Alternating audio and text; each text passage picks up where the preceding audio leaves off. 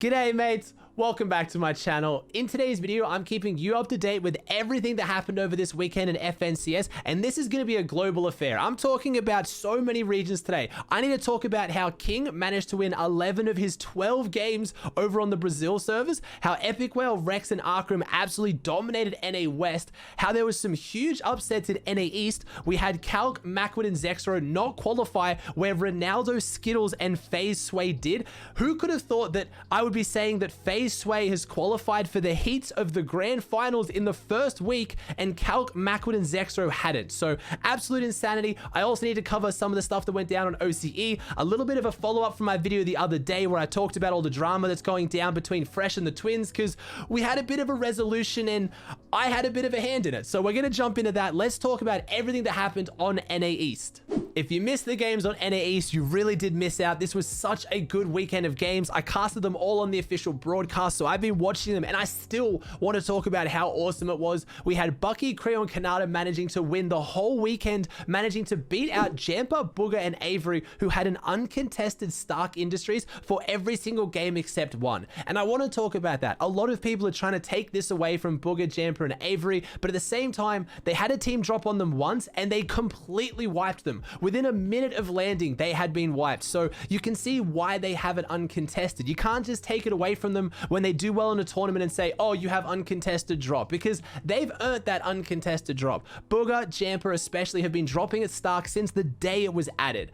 But Bugha, Khanada managing to win out of Slurpy Swamps, which is a not mythic POI, is ridiculous. They didn't have the mythic loot, and it's a drop that's incredibly good because of the extra shield that you have, but at the same time, it's not even one of the best major POIs on the map. We see Sweaty Sands, Lazy Lake doing far better in other regions, so absolute massive props to them for the way they played. They did play it phenomenally, and the thing that I was so happy about this, we've seen so much drama on Twitter recently with all the FNCSs, and I'm so happy to tell you that in NA East, there was so little drama. We had Bugha and Jampa both commenting on Creo and Bucky's posts about winning, saying congrats, you guys are insane. It was just so wholesome to see. At the other end though, the bit of drama that we did have, it's drama that's old news that keeps happening time and time again. It is Zate, Saf, and Stretch versus Heart, Taken, and Durant at Doom's Domain. Since Heart's team has been contesting Zate, Saf, and Stretch, they've been saying the same thing. They don't believe that either team is going to do well this FNCS, and they've just accepted that. I jumped in Stretch's stream the other day and I asked him, hey man, what do you think your chances of doing well in this FNCS actually are? And he said, well, if Durant and Taken and Heart keep contesting us, we're both not qualifying, or we're both definitely not placing well in the grand final. And if this weekend is anything to go off, it's the first weekend we've seen. He's right. Zate, Saf, and Stretch got 51 points and came 24th out of 33, where Durant, Taken, and Hart became 27th with 46 points. So yeah, Zate's team won, but is it really a victory? There was still 9 places from getting top 15 and qualifying for the heats. It is worth mentioning though, the first game of the entire tournament on day 1, Zate, Saf, and Stretch won Doom's Domain, and they won the whole game. That's pretty much where all their points came from. So they're showing how much potential they have if they get the drop uncontested, but I think they've accepted at this point that Durant, Hart, and Taken are not leaving, because honestly, that team did win more off-spawn fights this weekend in the 12 games. The reason why their points don't show it is because every time they won off spawn, they would instantly get pushed by Calc, Mackwood, and Zexrow out of Craggy. So I don't really know what's going on there. That's obviously a big issue. I thought they were Calc's team was only doing that when Durant's team won, but they didn't. They even did it to Zate's team as well, showing that even if one of them manages to win the fight, if they don't get it quickly, they're gonna get pushed by another top tier team. But that might be changing.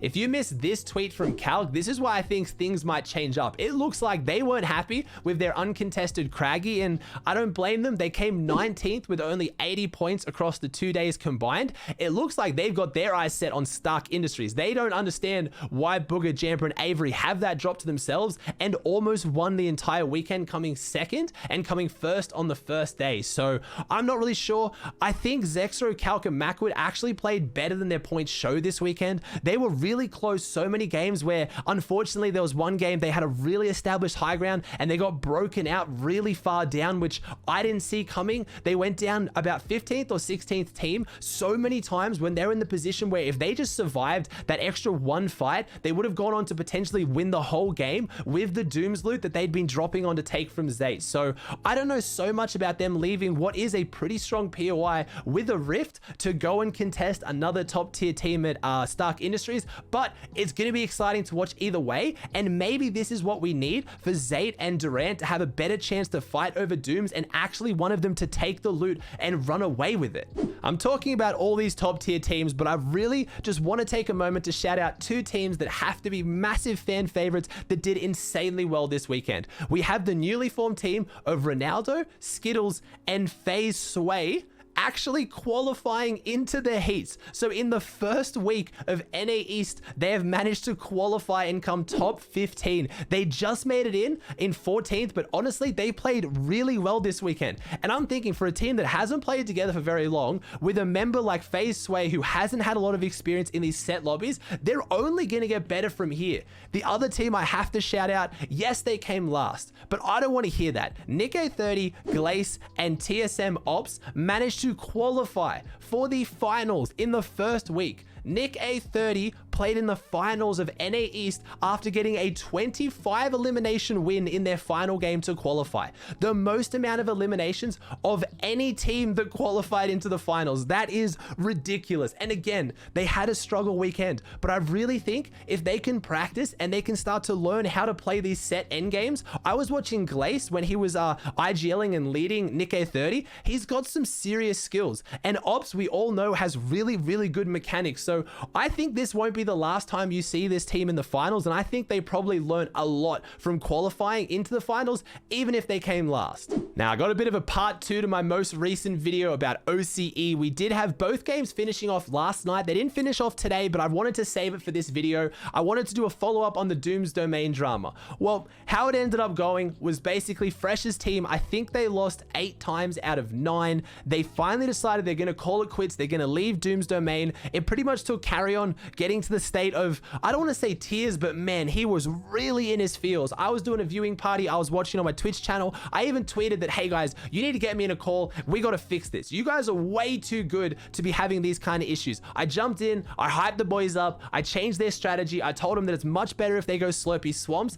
And in the first game at Slurpy Swamps, they doubled their points. They beat both teams that were there. The second game there, unfortunately, they lost, but again, they were learning. And then the last game of the night, they took down 3 trios at Slurpy Swamps. I have incredibly high hopes for this team. If they can just practice Slurpy, alpha it up, they are going to do so well in the future weeks. Like I just said, Bucky, Creo, and Khanada proved that this drop spot is possible to win from.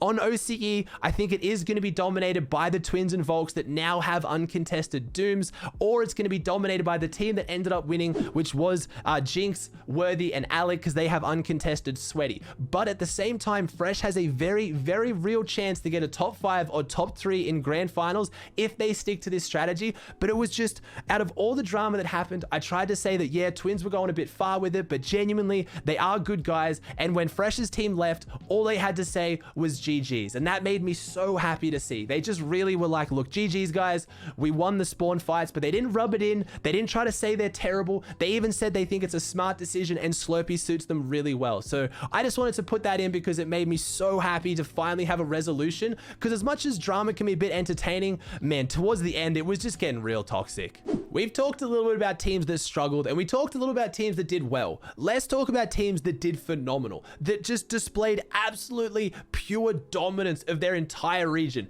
And if you follow competitive at all, you know where I'm going with this. I have to talk about Rusty, Siams, and of course, King's performance in Brazil. They won 11 of their 12 games to end on 420 points. And I already know, I'm already seeing how it's going to look on competitive Reddit and on Twitter. Oh, they're from Brazil. It's a terrible region. It's not that impressive. No.